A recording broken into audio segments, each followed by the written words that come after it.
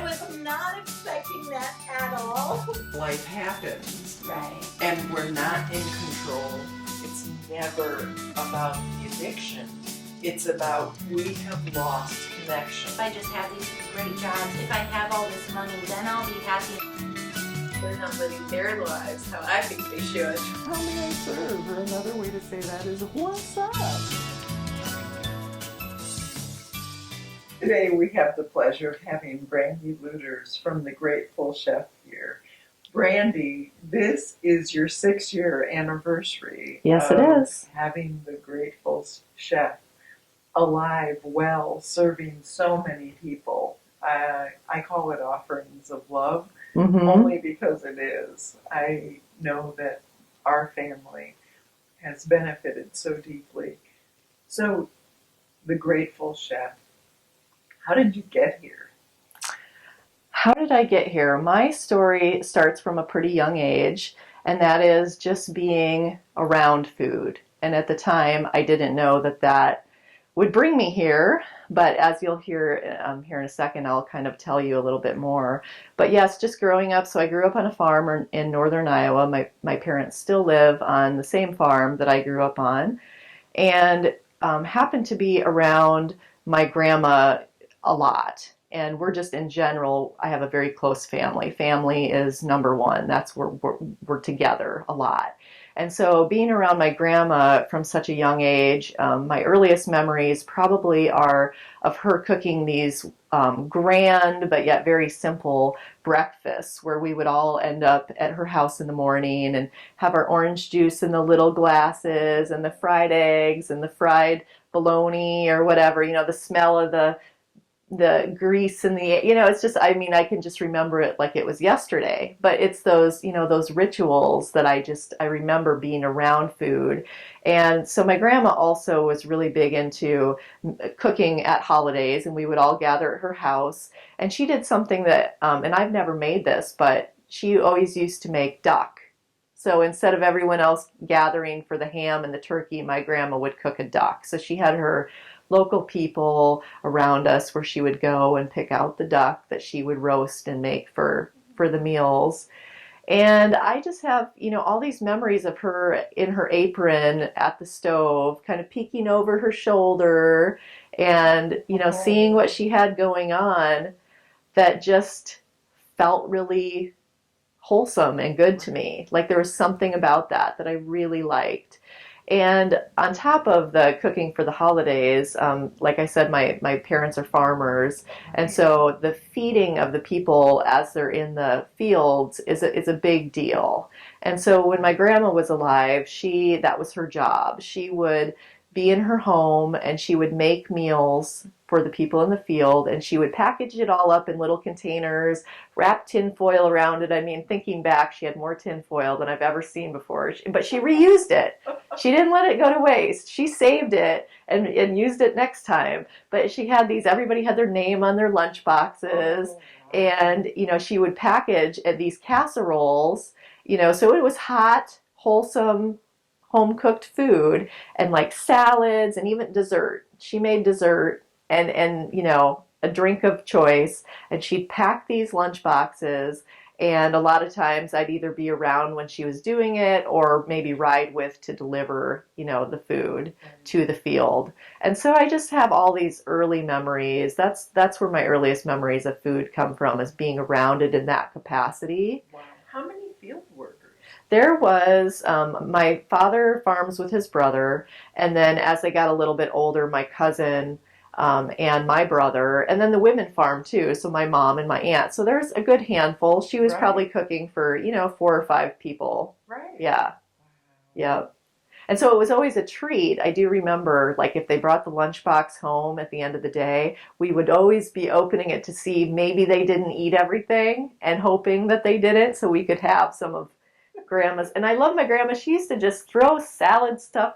Oh my goodness, she made salads where she had like green olives and just the weirdest stuff in there, but the combination was just excellent. So I kind of think that's maybe where I get a little bit of my creativity from.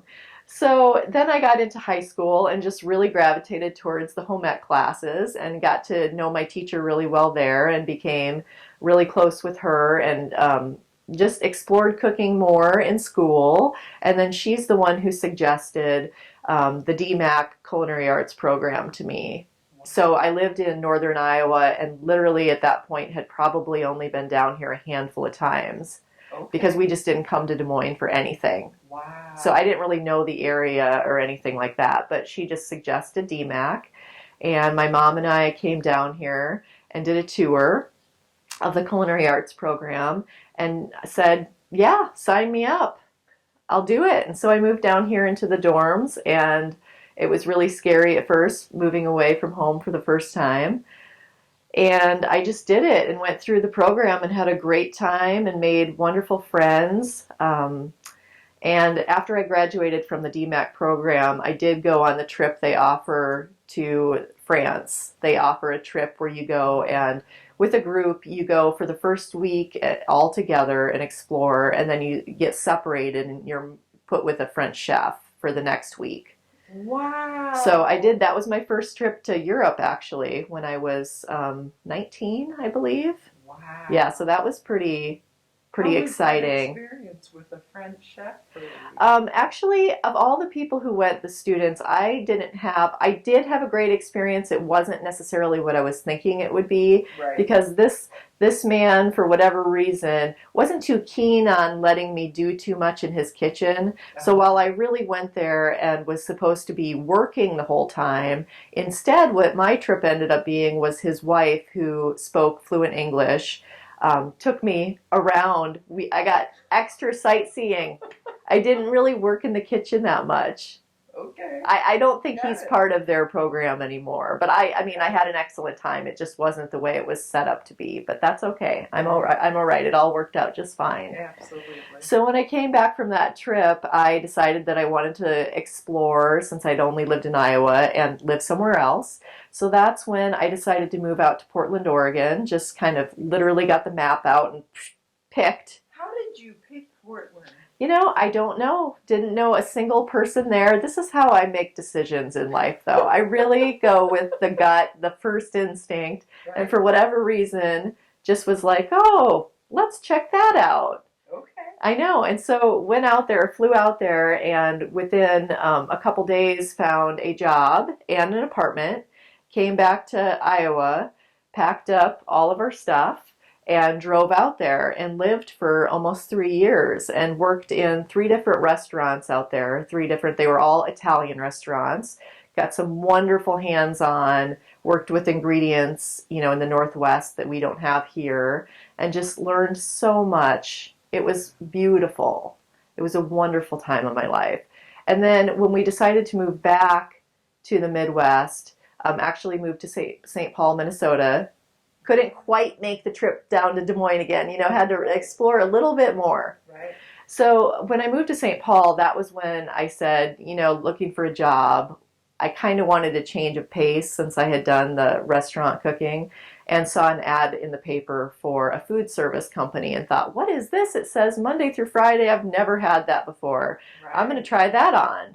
And so that's when I started working for a company up there called Bon Appetit Food Service.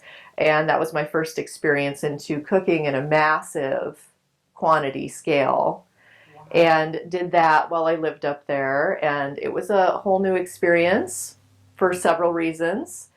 And then ended up moving back down to the Des Moines area a couple years after living there, and got another job here in food service. And so I continued doing that same style of cooking, which I will say was not my favorite. They kind of made you follow recipes and stuff, which is, yeah, I know, not my thing exactly.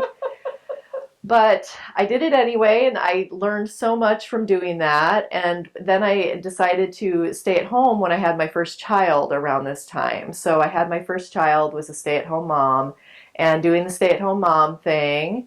And a couple of years after I had just had my second child, I had a girlfriend that called me up in a panic one day and said, Brandy, I am so stressed. My family is doing takeout all the time. They had just had their third child and they just weren't cooking. She wasn't getting in the kitchen. And so at the time, because I was at home more, I was cooking more planned out family meals. And she knew that. And so she said, is there any way I could pay you to just make extra of what you're making? And I'll pay you for it. She was desperate. And I said, oh, absolutely, no problem at all. If I can make one lasagna, I can make 5. Wow. Yeah, no problem.